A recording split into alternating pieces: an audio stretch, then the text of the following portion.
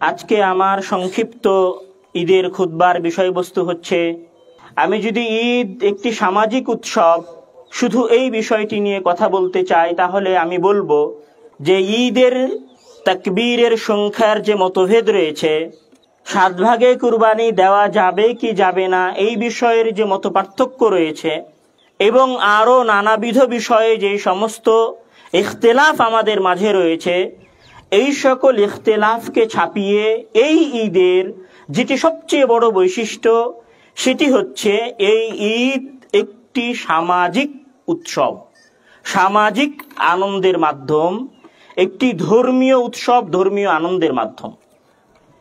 এই ঈদের সামাজিক হওয়ার সবচেয়ে বড় কারণ যেটি আমি বলবো, সেটি হচ্ছে সমাজের উপকার এবং সমাজের ফায়দা লাভের দিক থেকে। শুধু যদি সরকারের 2023 সালের কুরবানিকৃত পশুর হিসাব করা হয়, তাহলে কুরবানিকৃত পশুর সংখ্যা হচ্ছে প্রায় 1,47,000,000, যা এই বছরে 2024 সালে এসে কয়েক গুণ হওয়ার কথা সরকারের হিসাব অনুযায়ী। এই 1,47,000,000 পশু প্রাণীর সাথে হাজার হাজার লক্ষ লক্ষ দরিদ্র খামারির স্বপ্ন জুড়ে আছে, হাজার হাজার প্রান্তিক চাষি, দরিদ্র কৃষকের আশা এবং বাসনা জুড়ে আছে। এরকম হাজারো দরিদ্র কৃষক আছে যে তার কুরবানিতে এই দামি গরুটা বিক্রি করে তার ঘরের প্রথম ইট দিবে। এরকম হাজারো দরিদ্র খামারি আছে যে তার খামারের 2টা গরু বিক্রি করে তার মেয়ে সন্তানের বিবাহের ব্যবস্থা করবে। সুতরাং এই ঈদের সর্বপ্রথম এবং সর্বপ্রধান যেটি বৈশিষ্ট্য, সেটি হচ্ছে একটি সামাজিক উৎসব। এই উৎসবের মাঝে সমাজের বেশি উপকার রয়েছে। এই কথাটা আমি কেন বলছি? এই কথা বলার পিছনে আমার সবচেয়ে বড় কারণ হচ্ছে, আজকে যারা আমরা নরমালি ফেসবুক, ইউটিউব ইউজ করি, তাদের চোখের সামনে একটা বিষয় বারবার আসে যে পশু হত্যা মহা অন্যায়, পশু হত্যা করা যাবে না, গরু হত্যা করা যাবে না, ছাগল হত্যা করা যাবে না। কেন হত্যা করা যাবে না? পশু হত্যা করলে অমানবিকতা প্রকাশ পাবে, পশু হত্যা করলে পশুর সাথে কোনো মায়া দয়া করা হলো না, এই জন্য পশু হত্যা করা যাবে না। আপনি দেখবেন, আপনি শুধু একটা ফেসবুকে স্ট্যাটাস দেন, বা পরিচিত কোনো ব্যক্তি যদি ফেসবুকে স্ট্যাটাস দেয়, তাহলে হাজারো ব্যক্তি ওই ব্যক্তির নিচে কমেন্ট করে যে তোমরা এইভাবে কেন পশু হত্যা করো। আমার কথা হচ্ছে, আমরা যে সমস্ত মুসলিমেরা কুরবানি করি, আমরা যদি আগামীকাল এই কুরবানির পশু কেনা বন্ধ করে দেয় আগামী ঈদে, তো এই দেশের যে লক্ষ লক্ষ গরিব কৃষক আছে, লক্ষ লক্ষ গরিব খামারি আছে, তারা কোথায় যাবে? শুধু তুমি ওই একটা পশুর কুরবানিকে দেখতে পাও, ওই একটা পশুর জন্য তোমার মায়া হয়। এই বাংলাদেশের লক্ষ লক্ষ দরিদ্র কৃষক, দরিদ্র খামারির জন্য তোমার মায়া হয় না। একটা পশুর জন্য দয়া দেখালে তুমি মানবিক, আর একটা মানুষের জন্য দয়া না দেখানোর কারণে তুমি অমানবিক নও। তাহলে প্রথম যে কথাটা এই ঈদে ফুটে ওঠে, সেটি হচ্ছে এই ঈদ একটি সামাজিক ঈদ, এবং এই ঈদের মাঝে পশু হত্যার অমানবিকতা নয়। আমরা সবাই পশুকে ভালোবাসি, আমরা সবাই ছাগলকে ভালোবাসি, গরুকে ভালোবাসি, তাদের প্রতি আমার একটা মায়া আছে, আমাদের সকলের একটা মহব্বত আছে। ওই মায়া মহব্বতটাকে কুরবানি করতে পারাটাই হচ্ছে পরীক্ষা। ওই মায়া মহব্বতকে আপনি যদি কুরবানি করতে পারেন, তাহলে আপনি আপনার মহান রবের পরীক্ষায় উত্তীর্ণ হলেন এবং তার নৈকট্য লাভ করলেন। এই জন্য এই ঈদে দরিদ্র কৃষকের যেমন সুবিধা রয়েছে, তেমনি ভাবে এই ঈদে দ্বিতীয় যে বিষয়টা রয়েছে, সেটা হচ্ছে নিজের দয়া, নিজের মায়া, নিজের ভালোবাসা, নিজের পোষা প্রাণীটার জন্য যে হৃদয়ে ভালোবাসা রয়েছে, যে মহব্বত রয়েছে, যে দয়া রয়েছে, সেটাকে কুরবানি করে মহান আল্লাহ তাআলার নৈকট্য লাভ করা। এবং এখানে আরো একটা কথা আমি আপনাদের বলবো, আমাদের সমাজে একটা জিনিস এখন বেশি হয়েছে, সেটা হচ্ছে 1 কোটি টাকাতেও গরু বিক্রি হচ্ছে। আপনারা ইউটিউব, ফেসবুকে দেখেছেন 16 লক্ষ টাকাতে ছাগল বিক্রি হচ্ছে। আমি আজকের এই ঈদের খুতবা থেকে সকলের উদ্দেশ্যে উদাত্ত আহ্বান জানাবো, 1 কোটি টাকায় একটি গরু নয়, বরং 1 কোটি টাকায় 100টি গরু কেনেন। আপনি যদি 100টি গরু কেনেন, 50টা খামারি আপনার ওই 1 কোটি টাকায় উপকৃত হবে। এবং ওই 100টা গরু যদি আপনি কুরবানি দেন, কত হাজার হাজার গরিব দুস্থ মানুষ রয়েছে আমাদের রাজশাহী শহরে, আমাদের ঢাকায়, আমাদের বস্তিগুলোতে। ওই 100টা গরু, আপনি তো একটা গরু কুরবানি করবেন, কয় মন গোশত হবে 1 কোটি টাকার? 10 মন, 12 মন, ধরলাম 20 মন গোশত হলো একটা গরুর। আপনি গরুটা কিনেছেন 1 কোটি টাকায়, আপনি যদি 100টা গরু কিনতেন ওই 1 কোটি টাকায়, হাজার হাজার দরিদ্র বাংলাদেশি, হাজার হাজার পথশিশু, হাজার হাজার দুস্থ বাড়িহীন বসত ভিটাহীন মানুষেরা যারা বস্তিতে বসবাস করে তারা আপনার ওই গোস্ত থেকে উপকৃত হতো, তারা এক সন্ধ্যা গোস্ত খেতে পেত। সুতরাং টাকার প্রতিযোগিতায় নয়, বেশি দামি কুরবানি কেনার প্রতিযোগিতায় নয়, বরং বেশি কুরবানি করার ইচ্ছা পোষণ করেন যেন সমাজের মানুষের উপকার হয়। দ্বিতীয় কথা, এই ঈদের খুতবার কেন এই ঈদ একটি সামাজিক ঈদ, একটি সামাজিক উৎসব, তার দ্বিতীয় সবচেয়ে বড় কারণ হচ্ছে মহান আল্লাহ তাআলা পবিত্র কোরআনের মধ্যে বলেছেন ফাকুলু মিনহা ওয়া তুইমুল বাঈসাল ফাকিরা। আবার আল্লাহ তাআলা কোথাও বলছেন যে ফাকুলু মিনহা ওয়া তুইমুল কানিআল মু'তাররা, অর্থাৎ হে ঈমানদারগণ, হে মুসলমানেরা, তোমরা কুরবানি করো। ফাকুলু মিনহা, এবং তোমরা তোমাদের কুরবানি থেকে খাও। ওয়া তুইমুল বাঈসাল ফাকিরা, এবং তোমার এলাকায় তোমার গ্রামে যে সমস্ত দরিদ্র মানুষ রয়েছে তাদেরকে খাওয়াও। তাহলে এই কুরবানি শুধু মানুষকে গরু জবাই করা শেখায় না, এই কুরবানি শুধু একটু পশু হত্যা করা শেখায় না, এই কুরবানি হাজার হাজার দরিদ্র দুস্থ মানুষের মুখে খাবার তুলে দেওয়া শেখায়। এই জন্য এটি একটি সামাজিক উৎসব। এই ঈদের সামাজিক উৎসব হওয়ার আরো একটা বড় কারণ হচ্ছে রাসূল সাল্লাল্লাহু আলাইহি ওয়াসাল্লাম বলছেন, আন জুবাইর ইবনে নুফাইর قال كان اصحاب رسول الله صلى الله عليه وسلم اذا التقوا يوم العيد يقول بعضهم لبعض تقبل الله منا ومنكم। রাসূল সাল্লাল্লাহু জুবাইর ইবনে নুফাইর রাদিয়াল্লাহু তাআলা আনহু হতে বর্ণিত, তিনি বলেন রাসূল সাল্লাল্লাহু আলাইহি ওয়াসাল্লাম বলছেন, যখন সাহাবায়ে কেরাম ইদাল তাকাউ ইয়াউমাল ঈদ, যখন তারা ঈদের দিন একে অন্যের সাথে সাক্ষাৎ করত, তখন তারা বলতো তাকাব্বালাল্লাহু মিন্না ওয়া মিনকুম, আল্লাহ তাআলা আমাকে এবং তোমাদের সকলকে কবুল করুন। আর এই ঈদে নরমালি যেটা আমি বলবো যে আসলে ঈদ তার যে শিক্ষা, তার যে অনুভূতি এবং তার ভেতরের যে মূল্যবোধ রয়েছে সেই মূল্যবোধ হারিয়ে ফেলেছে। আজকে আমরা ঈদের মাঠে আসছি, ঈদের গাহে আসছি, ঈদগাহে আসতেছি, জাস্ট একটা ঈদ নামাজ পড়তে হবে সকালবেলা তাই আসতেছি, এখান থেকে উঠে গিয়ে একটা কুরবানি দিব হয়ে যাবে, এর নাম ঈদ নয়। এই মাঠে এসে আমাদের যে সমস্ত ভাইদের সাথে সাক্ষাৎ হবে, এই মাঠের বাইরে যে সমস্ত ভাইদের সাথে সাক্ষাৎ হবে, তাদের সকলকেই তাকাব্বালাল্লাহু মিন্না ওয়া মিনকুম, সাক্ষাৎ হলে তাকাব্বালাল্লাহু মিন্না ওয়া মিনকুম বলতে হয় আল্লাহ তাআলা আমাকে এবং তোমাকে কবুল করুন।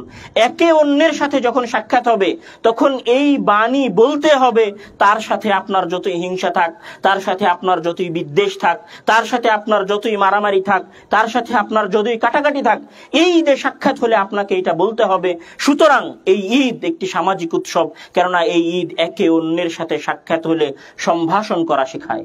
এই ঈদ একে অন্যের সাথে সাক্ষাৎ হলে আল্লাহ তাআলার কাছে দোয়া করা শেখায় যে আল্লাহ তাআলা তোমাকে এবং আমাকে কবুল করুন। সুতরাং এই ঈদ একটি সামাজিক উৎসব। এই বিষয়টা যখন আসে তখন আমাদের সমাজে একটা বিষয় আছে যে সম্ভাষণ, কোলাকুলির বিষয়টা একটা আসে। দেখেন, আমি কোলাকুলির বিষয়ে একটা তথ্য আপনাদের কাছে ক্লিয়ার করার চেষ্টা করব। সেটা হচ্ছে আন আনাস রাদিয়াল্লাহু তাআলা আনহু কানা আসহাবুন নবী সাল্লাল্লাহু আলাইহি ওয়াসাল্লাম কুল্লামা ইযা তালাকাউ তাসাফাহু ওয়া ইযা কাদিমু মিন সাফারিন তাআনাহু। রাসূল সাল্লাল্লাহু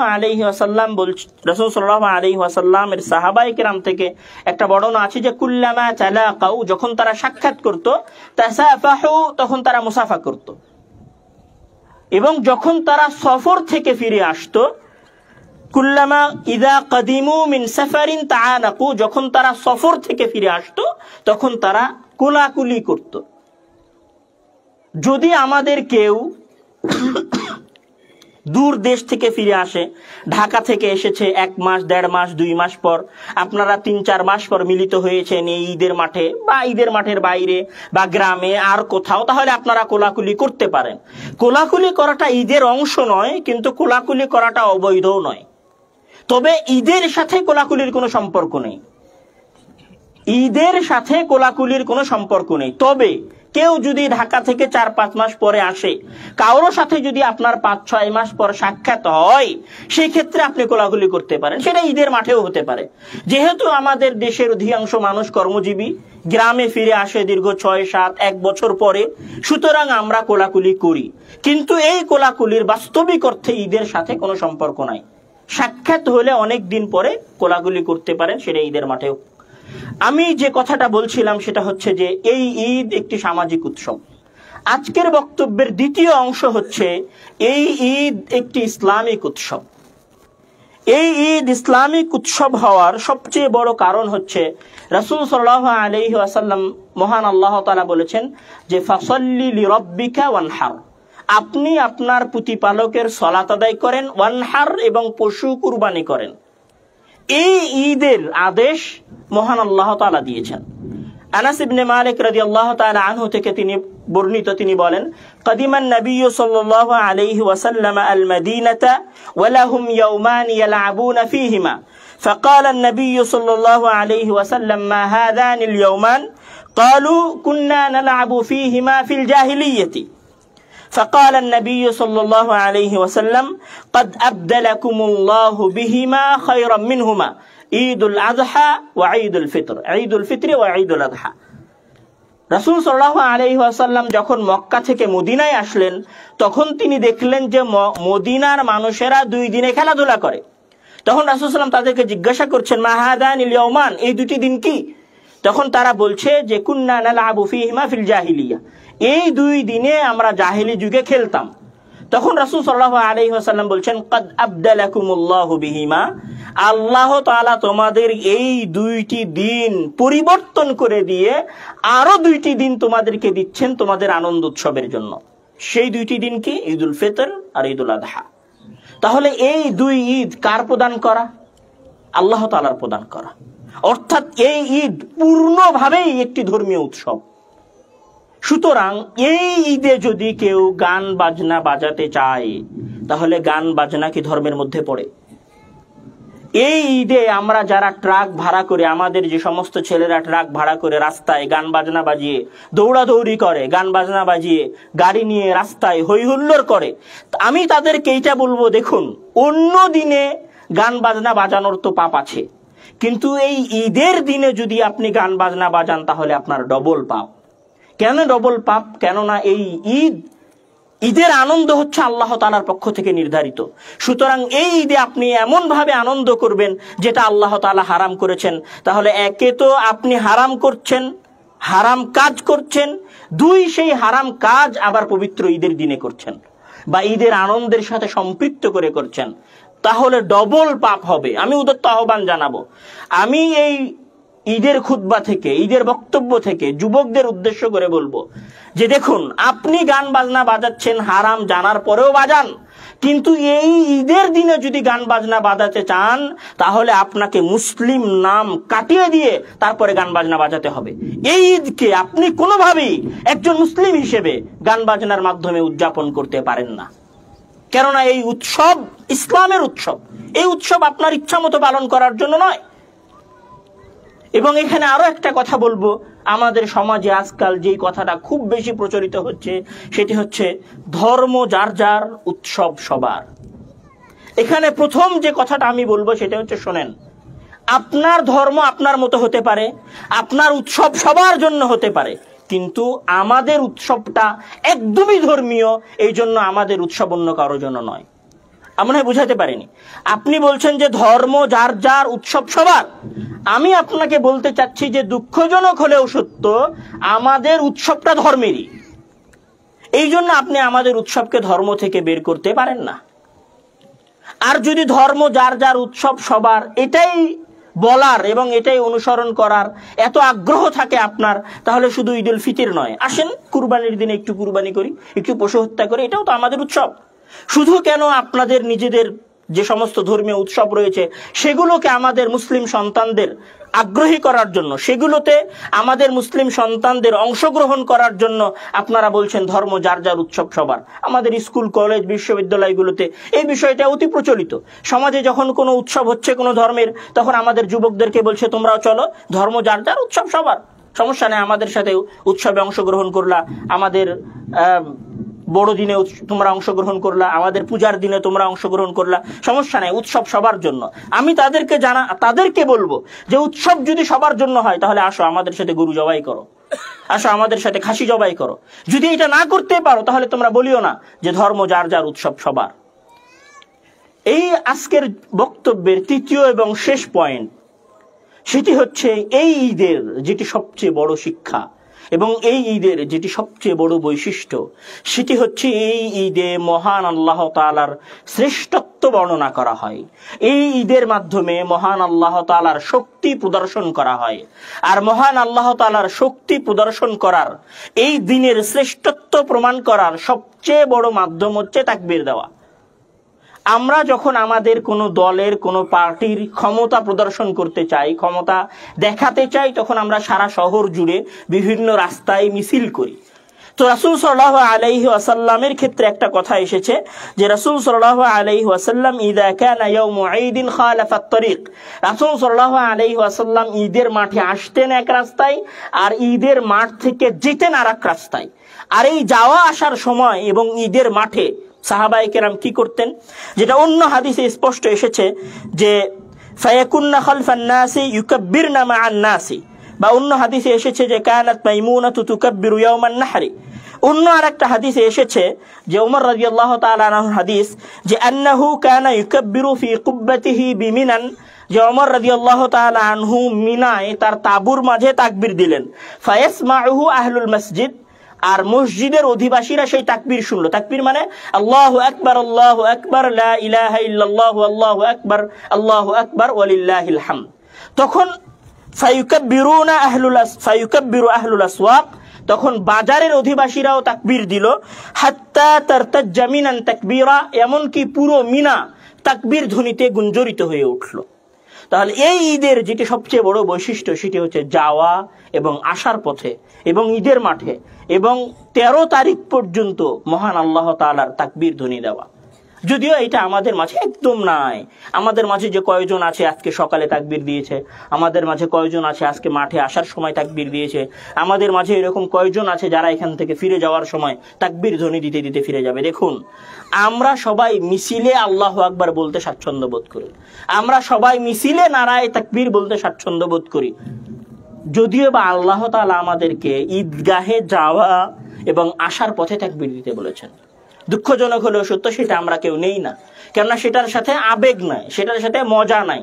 মিছিলে সবাই একসাথে দেয় নারায়ে তাকবীর, মনে হচ্ছে একবারই বাংলাদেশ জয় করে নিবে।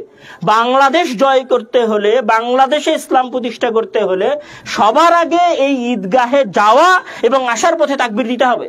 তুমি মুসলিম, এই ঈদগাহে যাওয়া এবং আসার পথে তাকবীর দিতে পারো না, তাকবীর দেওয়ার বিধানই তুমি জানো না, তুমি বাংলাদেশে কিসের ইসলাম কায়েম করবা? ওই রকম হাজারটা নারায়ে তাকবীর তুমি যদি তোমার মিছিল এবং মিটিং এ দিয়ে আসো, কোনো ফায়দা নাই। আল্লাহর হুকুমের সাথে, আল্লাহর হুকুমের প্রতি তোমার ভালোবাসা নাই, শ্রদ্ধা নাই, সেটার প্রতি আমল নাই, কিভাবে তুমি এদেশে ইসলাম প্রতিষ্ঠা করবা? কিভাবে তুমি এদেশে রাসূল সাল্লাল্লাহু আলাইহি ওয়াসাল্লামের অবমাননার বিচার করবা? কিভাবে তুমি এদেশে কোরআনের যে অবমাননা হচ্ছে সেটা প্রতিরোধ করবা? আগে ওই নারায়ে তাকবীরের, ওই আল্লাহু আকবার ধ্বনির যেটা আসল জায়গা, সেটা শেখো এবং সেটা তার আসল জায়গায় প্রতিষ্ঠা করার চেষ্টা করো। সম্মানিত উপস্থিতি, আমি আমার খুতবার শেষের অংশে এসে আপনাকে বলতে চাই যে এই ঈদ একটি ধর্মীয় উৎসব, এই ঈদ একটি সামাজিক উৎসব। এই ঈদের ধর্মীয়তা এবং এই ঈদের সামাজিক বৈশিষ্ট্য রক্ষা করে ঈদ উদযাপন করুন। মহান আল্লাহ তাআলা আমাদের সকলকেই ঈদকে একটি সামাজিক এবং ধর্মীয় উৎসব হিসেবে পালন করার এবং ধর্মীয় অনুভূতি এবং ধর্মীয় কৃষ্টি কালচার রক্ষা করে এই ঈদ উদযাপন করার তৌফিক দান করুক। আল্লাহুম্মা আমিন। ওয়া আখিরু দাওয়ানা আলহামদুলিল্লাহি রাব্বিল আলামিন। ওয়াসসালামু আলাইকুম ওয়া রাহমাতুল্লাহি ওয়া বারাকাতুহু।